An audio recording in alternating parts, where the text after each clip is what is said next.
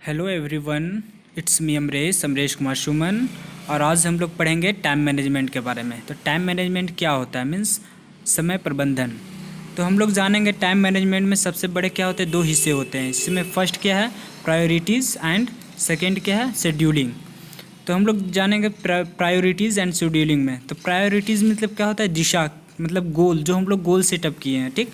और शेड्यूलिंग मतलब क्या होता है, दशा, क्या उसका दशा है, मतलब हम लोग का करना क्या है, ठीक, कहाँ जाना है। उसके बाद इसमें सबसे बड़ी चीज़ क्या होती है कि टाइम मैनेजमेंट में सबसे बड़ी चीज़ होती है गोल सेटिंग। हम लोग को सबसे पहले गोल सेटअप करना पड़ता है, ठीक।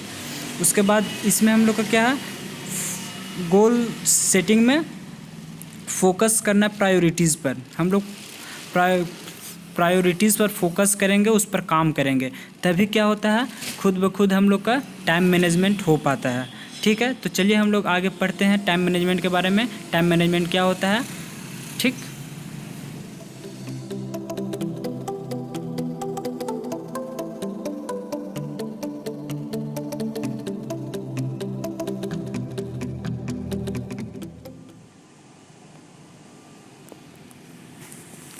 चलिए हम लोग कुछ पढ़ेंगे टाइम मैनेजमेंट के बारे में। तो क्या क्या इसमें हम लोग पढ़ेंगे टाइम मैनेजमेंट में। फर्स्ट है टाइम मैनेजमेंट क्या होता है, सेकेंड में क्या है, टाइम मैनेजमेंट क्यों ज़रूरी है, थर्ड में क्या है, टाइम मैनेजमेंट का महत्वपूर्ण, फिर फोर्थ में क्या है, टाइम मैनेजमेंट स्किल, मतलब उसका कौशल, फिर क्या है, फिफ्थ में प्रायोरिटीज़, प्राथमिकता, शेड्यूलिंग, निर्धारण, प्लानिंग, हम लोग कैसे प्लानिंग करते हैं।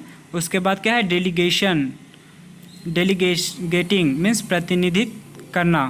उसके बाद क्या है, शेड्यूलिंग, टूल्स एंड टिप्स, मतलब उपकरणों तथा संकेतों का निर्धारण। तो चलिए हम लोग एक एक करके पढ़ते हैं, आगे स्टार्ट करते हैं, ठीक।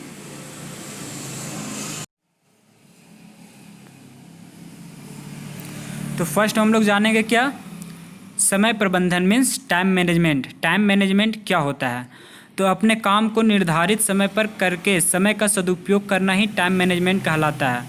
मतलब जो हम लोग समय निर्धारण करते हैं किसी काम को करने के लिए, तो वो जब हम लोग टाइम पर कर देते हैं तो उसी को क्या, टाइम मैनेजमेंट कहते हैं, ठीक।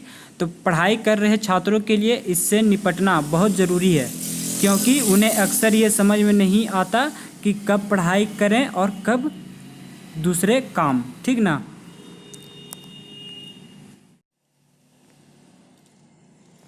उसके बाद हम लोग पढ़ेंगे why do we need time management, मतलब समय प्रबंधन की आवश्यकता क्यों है। तो चलिए कुछ स्टेप हम लोग जानेंगे क्यों आवश्यकता है समय प्रबंधन की। तो समय बचाने के लिए, फर्स्ट स्टेप हो गया समय बचाने के लिए। सेकेंड क्या है, तनाव को कम करने के लिए, जो हम लोग का स्ट्रेस होता है उसको कम करने के लिए। उसके बाद क्या है, प्रभावी ढंग से कार्य करने के लिए, हम लोग अच्छी तरह से कैसे कार्य कर सकते हैं उसके लिए, ठीक। उसके बाद क्या है, हमारे कार्य आउटपुट को बढ़ाने के लिए, जो हम लोग काम करते हैं उसका आउटपुट किस तरह से बढ़ सकता है, ठीक। तो उसके लिए। उसके बाद क्या है, हमारी नौकरी की जिम्मेदारियों पर अधिक नियंत्रण रखने के लिए, ठीक है।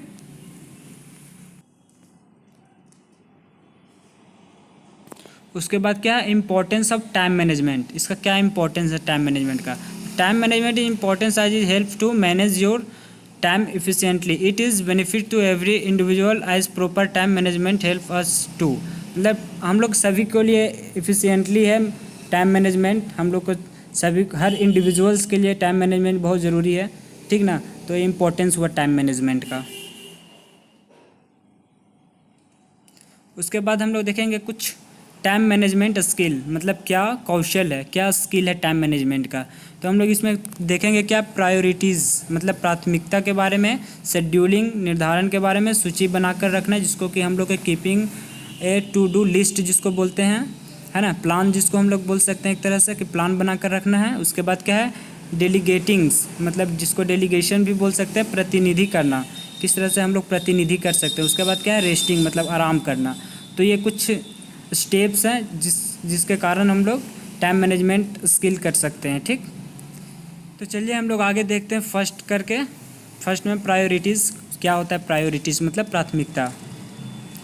तो प्राथमिकता ये है कि काम की प्राथमिकताएं तय कीजिए। सबसे पहले क्या करना है, काम की प्राथमिकताएं तय करना। उसके बाद जब तक आपका माइंड क्लियर नहीं होगा कि कौन सा काम पहले करना है और कौन सा काम बाद में, तो आप उलझन में ही रहेंगे। प्राथमिकताएं तय करने से आपको एक्शन लेने में परेशानी नहीं होगी। ठीक, तो इसमें देख सकते हैं कुछ टाइम प्रायोरिटीज़ मैट्रिक्स दिया हुआ है। इसमें क्या करना है क्या नहीं करना है। एक्शन में क्या है, फर्स्ट में हाई इम्पोर्टेंस, मतलब जो ज़्यादा हम लोग का इम्पोर्टेंस उसमें देना है। एक्शन में डू फास्ट करना है, एक्शन में डू नेक्स्ट करना है, आगे करना है। उसके बाद क्या है, लो इम्पोर्टेंस, मतलब एक्शन डू लेटर, मतलब इसको बाद में कर सकते हैं एक्शन। और नो एक्शन मतलब इसको नहीं भी कर सकते। डोंट डू मतलब इसको नहीं भी कर सकते हैं।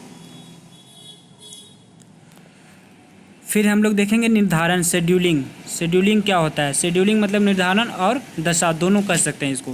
तो शेड्यूलिंग हम लोग बनाते हैं। इसमें क्या है, आप कितना कर सकते हैं इसका वास्तविक अनुमान लगाएं। ठीक ना, हम लोग का क्या एबिलिटी करने का, उसका वास्तविक अनुमान लगाना है। उसके बाद उपलब्ध समय का सर्वोत्तम उपयोग करने की योजना बनाएं। ठीक, उसके बाद अप्रत्याशित नौकरियों से निपटने के लिए कुछ आकस्मिक समय को संरक्षित करें। उसके बाद क्या है, तनाव से बचें, मतलब स्ट्रेस से बचें। उसके बाद क्या है, अपने आप को और दूसरों द्वारा प्रतिबद्धता को कम करें। तो हम लोग यहाँ देख सकते हैं time management schedule, time term schedule दिया हुआ है। कैसे हम लोग टाइम शेड्यूल बना सकते हैं, मंथ का लिख देंगे नाम। उसके बाद फिर Sunday, Monday, Tuesday, Wednesday, Thursday, Friday एक कॉलम बना देंगे। उसके बाद हर वीक का एक टाइम शेड्यूल बनाएंगे और उसके अनुसार हम लोग काम करेंगे। ठीक है, तो इसको हम लोग क्या शेड्यूलिंग बोलते हैं। शेड्यूल तैयार करना, प्लान तैयार करना एक तरह से बोल सकते हैं। फिर हम लोग प्लान तैयार करना, हम लोग पढ़ेंगे आगे क्या, प्लान तैयार करना। तो एक कार्य योजना बनाएं, उन चीज़ों की एक सूची जो आपके लक्ष्यों को प्राप्त करने के लिए आवश्यक है। मतलब प्लान तैयार करना मतलब क्या होता है, शेड्यूलिंग तैयार करना। तो हम लोग पूरा एक शेड्यूल तैयार करेंगे। किस तरह से शेड्यूल तैयार होता है उस पीछे हम बताएं। तो वो पूरा एक तरह से शेड्यूल तैयार करेंगे और उसमें हम लोग प्लान बनाएंगे, क्या हम लोग को कौन से दिन में क्या करना है, कौन से मंथ में क्या करना है। तो उस प्लान के हिसाब से हम लोग अपना काम करेंगे, अपना गोल जो बनाए हैं उसको अचीव करने का काम करेंगे। तो इसी तरह से हम लोग का प्लान तैयार होगा। ठीक, तो आप लोग देख सकते हैं कुछ टिप्स दिया हुआ है प्लानिंग का, उसको आप पढ़ सकते हैं, समझ सकते हैं। ठीक, उसके बाद क्या है, प्रतिनिधि करना। ठीक, प्रतिनिधि करना क्या होता है, डेलीगेशन जिसको बोलते हैं।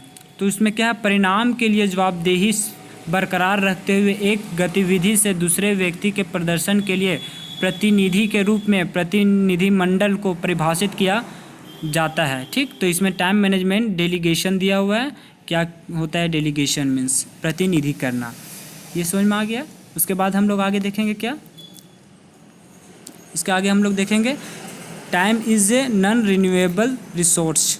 मतलब टाइम क्या है, रिन्यूएबल रिसोर्स नहीं है, इसको हम लोग दोबारा प्राप्त नहीं कर सकते हैं। वंस इट इज़ गोन, मतलब वह जब एक बार यह चला जाता है, इट इज़ गोन मतलब चला जाता है। ठीक, you will never see this moment again, मतलब इस क्षण को आप कभी नहीं देख पाएंगे। ठीक, तो ये होता है टाइम मैनेजमेंट। एक बार जब चला जाता है टाइम तो फिर चला जाता है, वापस कभी लौट के नहीं आता है। तो it is very important for all of you, क्योंकि ये टाइम है, समय कभी किसी के पीछे नहीं रहता है, हमेशा आगे रहता है, वो आगे हमेशा बढ़ते रहता है। तो आप लोग को ये गोल इसी में सेटअप करना है, इसी में गोल सेटिंग करना है हम लोग को, कि टाइम रहते हुए हम लोग कोई भी चीज़ को अचीव कर पाएँ।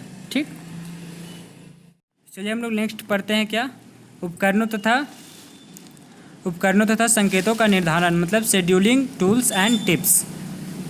तो इसमें क्या है, अपने कार्यों को निम्नलिखित की भांति ABC में विभाजित करें।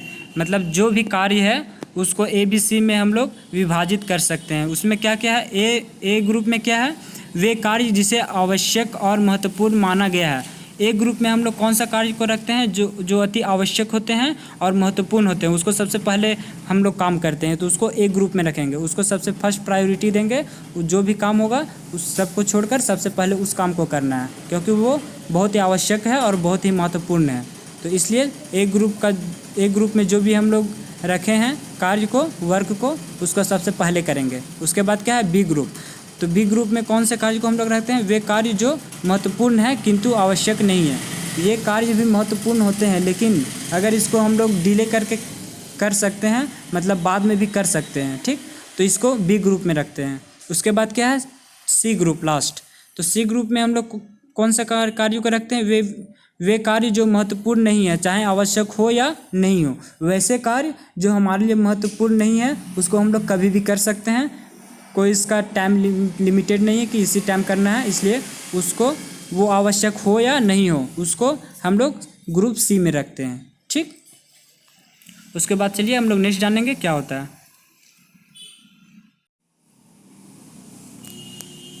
Thank you very much.